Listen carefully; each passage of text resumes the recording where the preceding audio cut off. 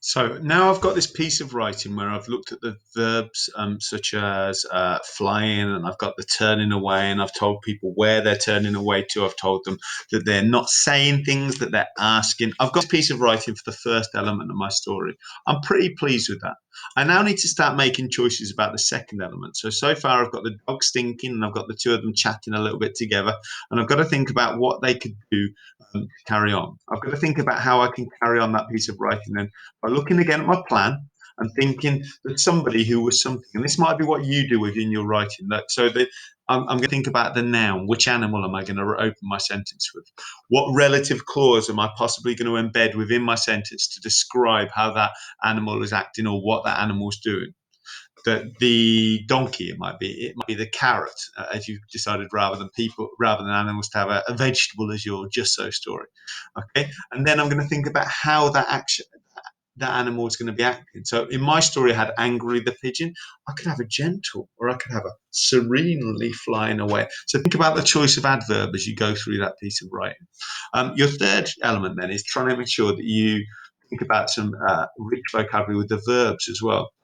At the moment, we've got flew. Could we change flew rather than flew? Could it an animal that's flying move in a different way? Could it soar? We've got that idea of soar, or could it flap? If you're thinking about the pilot in the Private Peaceful story, rather than flying gracefully, instead of soaring, it might be chugging away. So you could think about the way that the verb as well as the adverb could amend the perception of that character. Once you've got that, you're going to move on to your dialogue. With your dialogue again, trying to remember those key rules. So new speaker, new line, inverted commas around. We said about the idea of them hugging the direct elements of the speech. We've got that punctuation before the second inverted commas, and we've also got that reporting clause, which hopefully has more than a variety of verbs within it. And if possible, try and get some action within that. What I'd like you to do then today is to use your plan from last week's work, draw an image of some action that could take place. Okay, guys, you think about how sketchy mind wise you're going to do, basically. Okay, once you've got your sketch of some action, then I'd like you to use that, write your own piece of action. Now, remember all those skills we've put in. We've got the idea of those relative clauses. We've got the idea of dialogue. Really important, based on today's teaching, that we focus on some adverbs and some verbs as well. Try and be as creative as possible. Try and be funny as well.